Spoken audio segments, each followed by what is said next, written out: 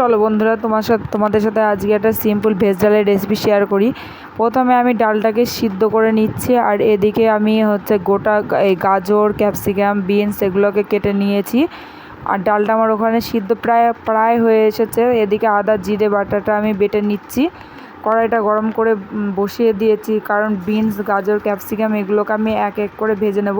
প্রথমে গাজরটা ভাজা হয়ে গেল, তারপরে এখানে আমি বিনসগুলোকে ভেজে নিচ্ছি, তারপরে ক্যাপসিকামগুলোকে ভেজে নেব। সবগুলো আমার এক এক করে ভেজে তুলে রাখা হয়ে গেছে। মানে খুব কড়া তাকেও ভাজবো না, একটু হালকা হালকা করে ভেজে নেব। তারপরে কড়াইটা গরম করে আবার সামান্য সর্ষের তেল দিয়ে দিয়েছি।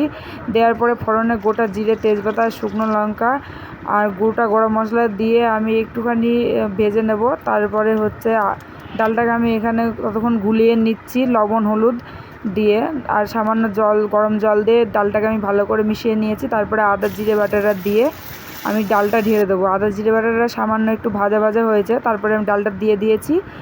দেওয়ার পরে একটু ফুটিয়ে নেব। ফুটিয়ে নেওয়ার পরে বিনস, ক্যাপসিকাম, গাজর এগুলোকে আমি ডালের মধ্যে ঢেলে দেবো। ডালটা ততক্ষণ সিদ্ধ না হচ্ছে, একটু গাজরটা সিদ্ধ হওয়ার জন্য রাখবো কিছুক্ষণ।